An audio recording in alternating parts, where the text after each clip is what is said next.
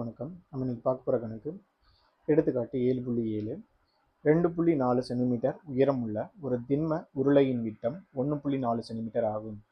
உருளையினுள் அதே ஆரமுள்ள கூம்பு வடிவ குழிவு படம் 7.3 உருளையின் உயரத்திற்கு ஏற்படுத்தப்படுகிறது எனில் மீதமுள்ள திண்மத்தின் மொத்த புறப்பரப்பு காண்க அப்படின்னு கேட்டிருக்காங்க. இப்போ நம்மளுக்கு கவனிங்க, கொஸ்டின் வந்து என்ன கொடுத்துருக்காங்கன்னா 2.4 மீட்டர் உயரம் உள்ள ஒரு திண்ம உருளை, அதனுடைய விட்டம் வந்து எவ்வளோ அப்படின்னு பார்த்தீங்கன்னா 1.4 சென்டிமீட்டர். இப்போ அந்த உருளையினுள் அதே ஆரமுள்ள கூம்பு வடிவ குழிவு, அந்த உருளையினுள் அதே ஆரமுள்ள கூம்பு வடிவ குழிவு அப்படிங்கிறப்போ அந்த நம்மளுக்கு குழிவு பாருங்க எப்படி இருக்குது. கூம்பு வடிவ குழிவு படத்தில் உள்ள மாதிரி ஏற்படுத்தப்படுகிறது எனில் மீதமுள்ள திண்மத்தின் மொத்த புறப்பரப்பு அப்படின்னு கேட்குறாங்க. மீதமுள்ள திண்மத்தின் மொத்த புறப்பரப்பு. ஸோ தீர்வு இப்போ நம்மளுக்கு உயரம் மற்றும் ஆரம் அப்படிங்கிறப்போ ஹச் மற்றும் ஆர் என்பன முறையே என்ன சொல்லிடலாம்னா உருளையின் உயரம் மற்றும் ஆரம் என்க. உருளையின் உயரம் மற்றும் ஆரம் என்க. உயரம் மற்றும் ஆரம் என்க. இப்போ நம்மளுக்கு என்ன கொடுத்துருக்காங்கன்னா உருளையினுடைய உயரம் கொடுத்துருக்காங்க. உயரம் எவ்வளவு? 2.4 சென்டிமீட்டர் மற்றும் ஆரம் கொடுக்காம அவங்க என்ன கொடுத்துருக்காங்கன்னா விட்டம். ஸோ இப்போ விட்டம் எவ்வளோ அப்படின்னு பார்த்தீங்கன்னா 1.4 சென்டிமீட்டர்.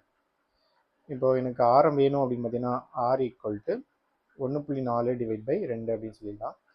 ஏன்னா ஆரம்ங்கிறது வந்து விட்டத்தில் பாதி. இப்போ அடிக்கலாமா 1 2 0.7 அப்படிங்கிறப்ப ஆன்சர் என்ன வந்துடும் 14 1.4 அப்படிங்கிறது ஆன்சராக வரும். ஆர் ஈக்குவல் டு எவ்வளவு 0.7 சென்டிமீட்டர். இப்போ நம்மளுக்கு என்ன கொஸ்டின் அப்படின்னு பார்த்தீங்கன்னா மீதமுள்ள திண்மத்தின் மொத்த புறப்பரப்பு. இப்போ மீதமுள்ள திண்மத்தின் மொத்த புறப்பரப்பு,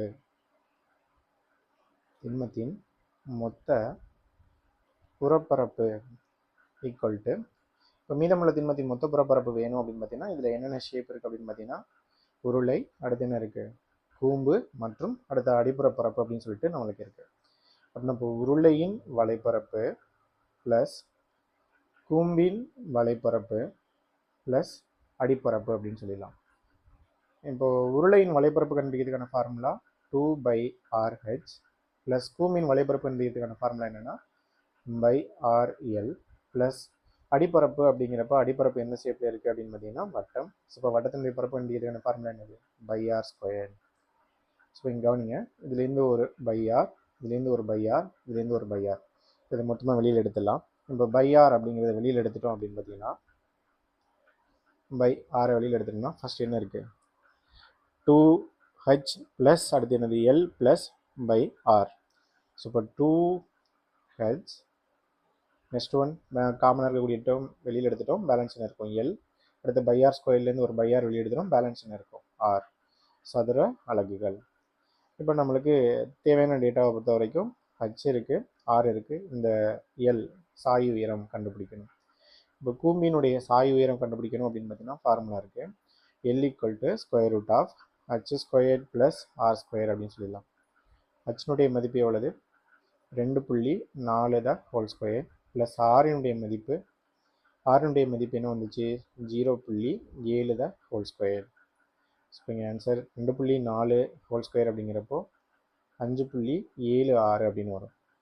0.7 2 தடவை மல்டிப்ளை பண்ணோம்னா 0.49. இப்போ இதை ஆட் பண்ணோம் அப்படின்னு பார்த்தீங்கன்னா 6.25. ஸ்கொயர் ரூட் ஆஃப் 625ங்கிறது எதனுடைய ரூட் அப்படின்னு பார்த்தீங்கன்னா 25. ஸோ இப்போ ரூட் விட்டு வெளியில் எடுக்கும்போது ஆன்சர் என்ன வந்துடும் அப்படின்னா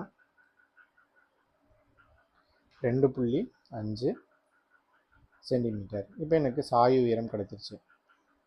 இப்போ நம்மளுக்கு தேவை வந்து மீதமுள்ள திண்மத்தின் மொத்த புறப்பரப்பு தான் கேட்டிருக்காங்க. மீதமுள்ள திண்மத்தின் மொத்த புறப்பரப்பு அப்படிங்கிறப்ப ஆல்ரெடி நம்ம ஃபார்முலா டெரைவ் பண்ணி வச்சுருக்கோம். என்னது by/R × 2H plus L plus R. So இப்போ பையினுடைய மதிப்பு 22/7 இன்டு ரேடியஸ் 0.7 இன்டு 2 இன்டு ஹச்னுடைய மதிப்பு 2.4 ப்ளஸ் எல் வந்து எவ்வளோ கண்டுபிடிச்சிருக்கோம்னா 2.5 ப்ளஸ் ஆரோட மதிப்பு 0.7. ஸோ இப்போ இதை கேன்சல் பண்ணலாம். இங்கே 7ம் 0.7 கேன்சல் ஆகிட்டு 0.1 வரும். ஸோ இப்போது 22 இன்ட்டு 0.1 அப்படிங்கிறப்போ 2.1, 2 இன்ட்டு 2.4 அப்படிங்கிறப்போ ஆன்சர் மல்டிப்ளை பண்ணோம்னா 4.8 ப்ளஸ் 2.5 ப்ளஸ் 0.7. 2.2 இன்ட்டு இப்போ அதை ஆட் பண்ணுவோம். இப்போ ஆட் பண்ணோம்னா 8 5 13, 13 ஒரு 7 20க்கு 0, மிச்சம் எவ்வளவு 2, 4 2 6, 6 2 8. ஸோ இப்போ ஆன்சர் 8.0 அப்படின்னு வரும், 8 அப்படின்னு எடுத்துக்கலாம். இப்போ 22 இன்ட்டு 8 பெருக்கணும் அப்படின்னு பார்த்தீங்கன்னா 8 16, மிச்சம் 1, 8 16, 16 1 17. இப்போது நம்மளுக்கு எத்தனை டிஜிட் அப்படின்னு பார்த்தீங்கன்னா ஒரு டிஜிட்டு 17.6 சென்டிமீட்டர் ஸ்கொயர். இப்போ மீதமுள்ள திண்மத்தினுடைய மொத்த புறப்பரப்பு எவ்வளோ அப்படின்னு பார்த்தீங்கன்னா 17.6 சென்டிமீட்டர்